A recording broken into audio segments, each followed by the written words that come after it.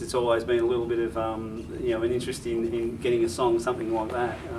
We don't have the 11:30 train ever, do you? That's so it. It's always a midnight train. It has to be the midnight. You never hear anything else. So and putting in some imagery, obviously thoughts and things of rain, and darkened nights and things like this is always what we're about generally. Yes. Yeah, good. And you're not a singer yourself. You have your songs recorded in Nashville or something? Yeah, no, we do quite a number of our demo songs. Are done in Nashville. A guy over there, James Gardner. So he does some of our pop, some of our country, and another gentleman band music group also do some stuff for us as well. But we got lucky this year. Again, he's producing a very good song for us, and we have to have them because we are writers, not so much artists, independent artists. We have to have them of that sort of calibre to be able to shop around or farm them out, if you like. See if we can get someone to pick them up. Yeah.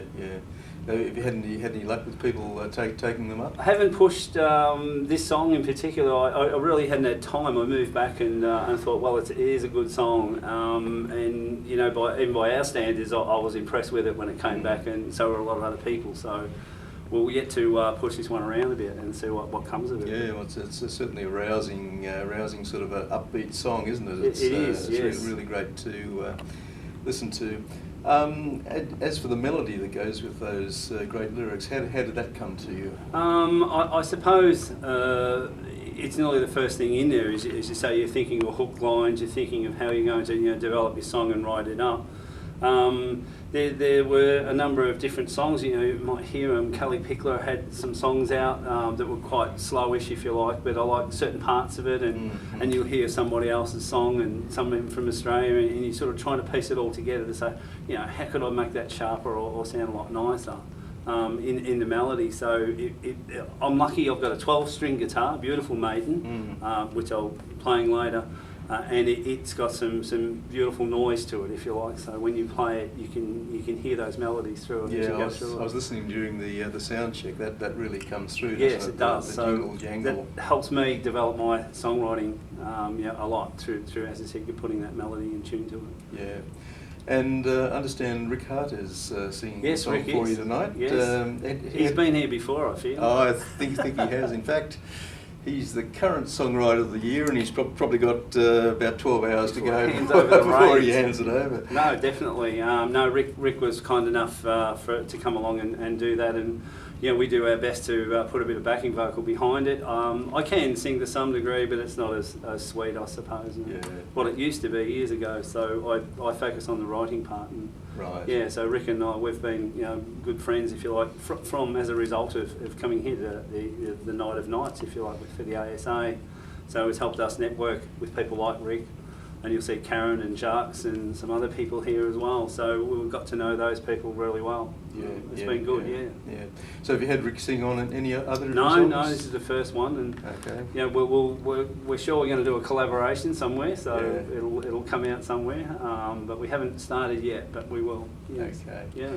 So where are you heading with your songwriting? Are you plugging your songs to recording companies, publishing companies, pretty much. Et cetera? It's looking at an individual artist. Like sometimes we might go, oh, this song might suit somebody. It doesn't have to be major artists, but Australian. Sammy Cook is from down south. Oh, I know Sammy. Oh yeah, so Sammy's got a little bit of a tune going there. We've done a bit of a co-write with her, so we'll see where that goes. For her for this year. So Vanessa Lee and Road Train. Yes. So Vanessa and Roger have adopted a couple of the tunes. So there's a little bit there. But it's a hard road. It is a hard road. I think I always say if it's hard as an artist, try being a writer. Yeah, well, trying to get it to an artist. That's true. It's a bit different, yeah. Okay. Well, thanks very much, John. It's been a pleasure having a chat with you. You're welcome. Look forward to hearing you perform the song tonight. Should be really, really good. Thank you. Yes, we're looking forward to it again. And so again, thank you to the ASA and people like yourselves and the Burges. It's a great night, it's a great event, and I think we showcase, some of the best talent, in Australia, if not the best talent in Australia here for songwriters. So thank you all again for that opportunity. Our pleasure. Thank you. John Greenwood. Robert McIntosh is the 2015 winner of the ballad category with a song called See You Later On. Welcome. Alan, how are you? Good. So who's Ron and who are you seeing later? Ron's an old friend. He passed away a couple of years back. Ron Barry. He worked all around Sydney. He worked at Checkers. He worked at the Shalimar restaurant. He worked at the Cross. He worked at the Texas Tavern when it was the Texas Tavern. He worked the All Nations Club. He was the first act I saw when I moved to Sydney to do the club circuit many years ago, and I went out with a friend of mine, and he said, "You've got to see this guy because he's what it's all about." I went to a place called Wollaware Golf Club. It was the first week I was in Sydney, and I saw him perform, and I thought, I can't do that. He's got it. It was just too good. So I ended up joining up with another friend of mine because they needed some duo acts around, so we did a duo. But I kept in touch with him all through the years, and he ended up demoing a couple of my songs. But I used to go out at night just to watch him. He was an inspiration to people. He really knew what he was doing. He'd get guest artists would come, like Renee Gayer, and get up. And they'd be singing. It was just wonderful. Live music was right through the Cross. Right. Fantastic time. So was he an inspiration to your career? Very much. Yeah, I stayed in touch with him. I saw him the week before he passed away and went to the funeral. And actually the lyrics were read out at the funeral. The lyrics to See You Later On. Yeah. Okay. And I got a place in the lyric section a couple of years ago with the lyric, and I thought this year that I should put the song in because I knew it would do well. I didn't realise it would do this well. Yeah. This well. So he's a real inspiration. A lot of friends know that I'm coming tonight, and they rang me and said, "Good on you, it's a great thing." And they all remember him. Everybody remembers him. Great singer. Right. And in your songwriting, obviously you wrote the lyrics to this one first and set that to music. But what's your approach to songwriting in general? Do musical ideas come to you? Do lyrical ideas come to you, or does the whole song just appear? The lyrics start the whole thing, and then I'll fiddle with it. And if I'm not happy with it, I'll just let it sit. But I seem to carry it around in my head for quite a while. And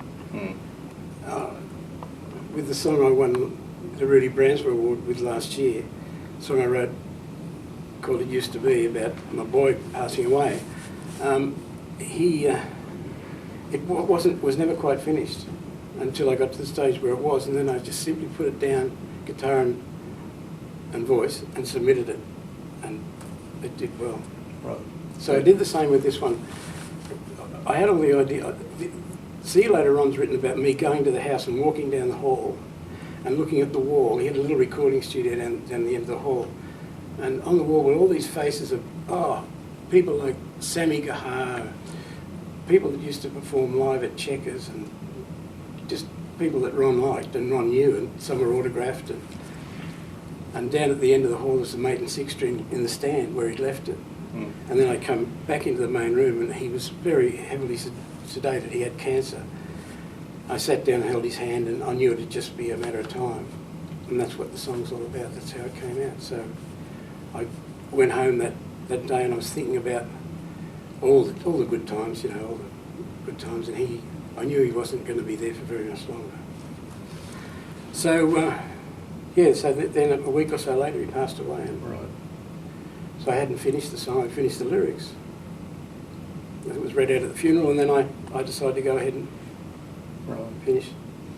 So in your songwriting process, you really have to have the lyrics finalised before you can move on to melody, is that right? Yes, sometimes. I'm working on a song at the moment that's light-hearted. I've been writing a lot of light-hearted stuff lately, not happy sort of. And the main character is Grandma. Grandma does a certain thing, but I was talking to my best friend, and she said, that should be Nanny.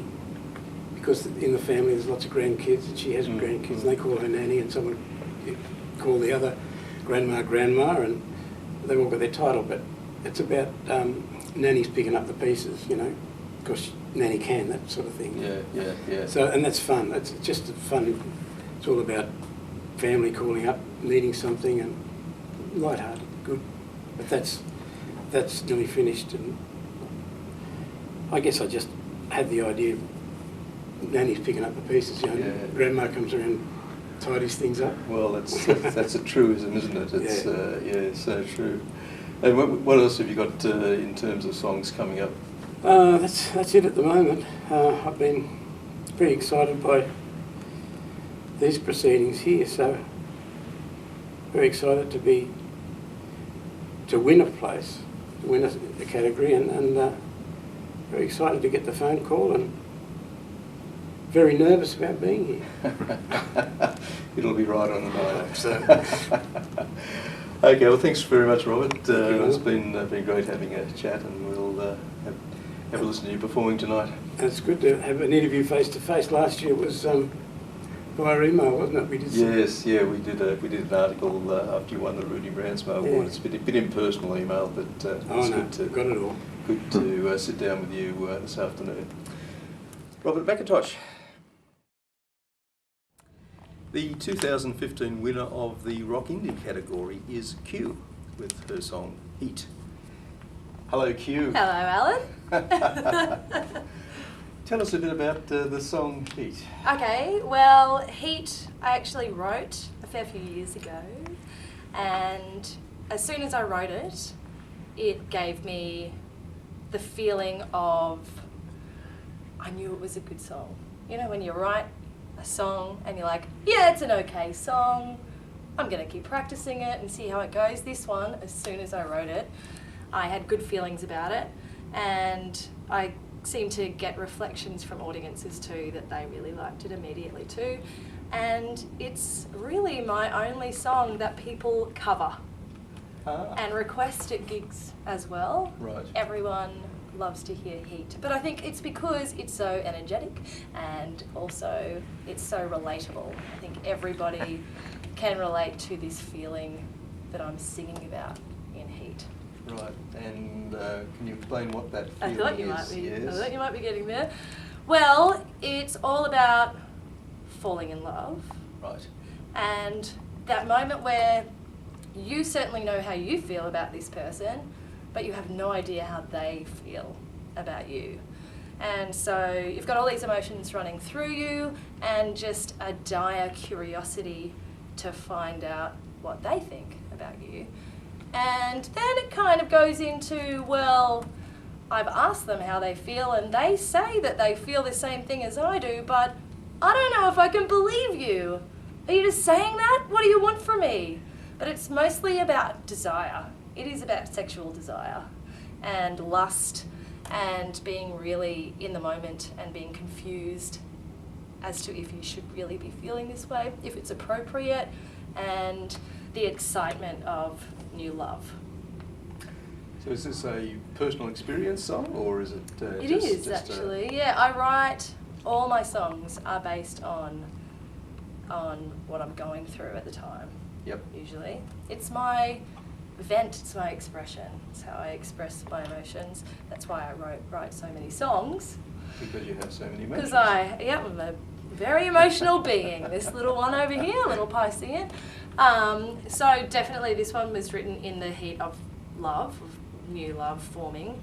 And I think it really captured that energy of being a little bit frantic in your head and not knowing how to calm yourself down, not knowing what to think, and using things to calm yourself down, and coming to terms with your own desires. And so I think that's why it's relatable. Not even sexually for everybody. Everyone feels these things about different areas of their life as well, confusion and desire. So I think that's why people really relate to it so much. Right.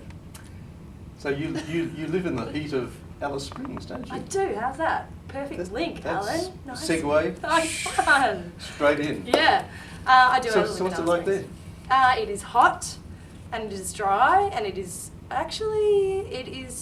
more beautiful than you would expect. Mhm. Alice Springs has pretty bad reputation, I think, throughout Australia as being pretty rough. Yep. And when you get there, you realise that it's like a magnet. And the magnet draws people from all different walks of life. It's very eclectic, Alice Springs. In fact, I think there's more dreadlocks in Alice Springs than Byron Bay.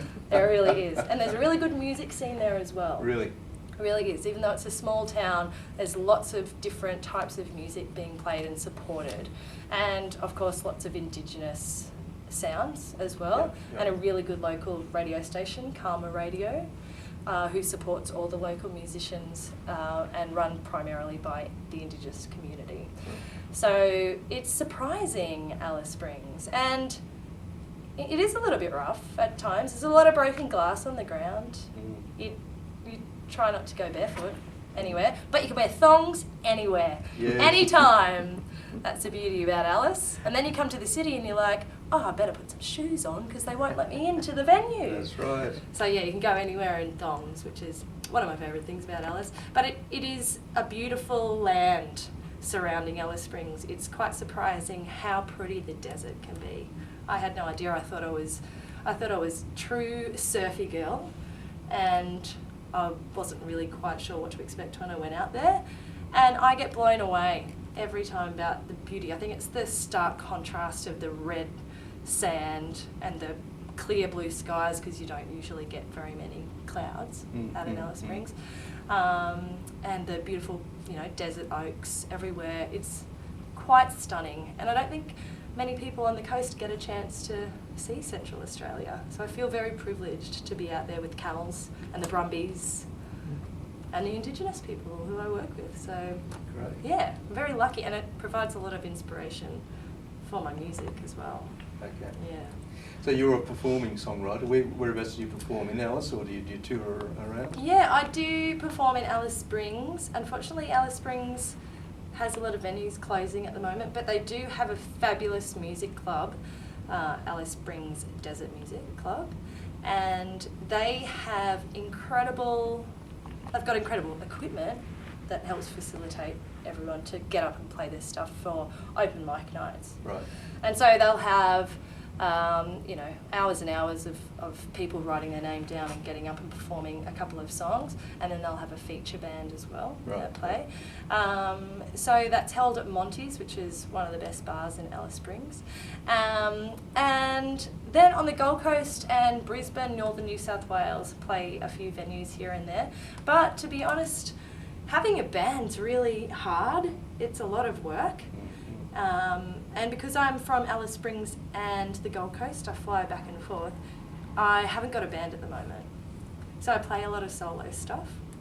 But to be honest, most of the time I'm writing and scratching my head and wondering, why am I writing all these songs and who is it for? I'm trying to figure out why I have all these songs coming out and what I'm going to do with them. And is anybody going to hear them? And playing gigs as an original artist is quite difficult because people want covers. Yeah. So usually if you're playing gigs and they're originals, it'll be a small cafe gig, or it'll be a special originals night or things like that. And otherwise you have to play 4-hour gigs where you might be able to slip in a few originals. Yeah. But mostly it's covers. And that doesn't do it for me, particularly because all I'm doing it for is because I've written 5,000 songs and I practice them non-stop, and all I want to do is share them with people. So the covers gigs don't really help me facilitate that. So that's why I thought this year that I'd enter a competition. And you did, And I and did. you won. Yeah. That's really great work. Really enjoyed the song during the judging, and the other judges felt exactly the same way, obviously. So Thank you. Congratulations. Thank you very much. Okay, well, thank you very much. That was Q. The 2015 winner of the spiritual category is Jason Greenwood. Welcome, Jason. Thank you. You've been here quite a few times before in the hot seat. A couple of times, yes. Tonight for a song called Horizon. Would you like to just give us a rundown of what the song was about? Yeah, it's I think it's a pretty generic in terms of the song. It's a song of hope, and that's, you know, looking forward to another day and finding, you know, a reason to go on to the next day. So I think, you know, as the lyrics will imply, it's, you know, you can have bad days, good days, or things that happen and don't happen, but you want to, you know, have hope that tomorrow will be better than today. And that's pretty much the premise for that one. Okay, and what was the inspiration? A personal experience? Kind or? of, to be frank, yeah. I had, my grandfather was a great inspiration to myself, and also my dad. They had a big family band, if you like, but he was one of the first one to sit me down with the drum kits and the guitars and that, and show me how they sat up and how they worked and how they hold drumsticks and stuff like that. So yeah, he passed recently, and it's a sad time, but as I said, you get through those things. But yeah, it's kind of inspired by him for this one. And where did the melody come from? You've written the lyrics first, and then added melody later. Yeah, it's a complicated one. I'm going to say this because this one I had other issues last year, and it was strung over a long time, almost 10 months I think, before I was putting it together, bits and pieces here and there. I had some of the choruses and things sort of working and not working, whatever else, but some of it just gelled as it would. I started doing some changes and working it through as most people would, and yeah, the progressions and things, and the melody just came straight out. Play a beautiful 12-string guitar, the harmonies and that just come through, and you can just hear it sing through there. It's just inspiration, I think. It's one of those songs that just kind of, I'd say write itself, but it didn't quite write itself. Yeah, But it sort of, the melody just flowed from it.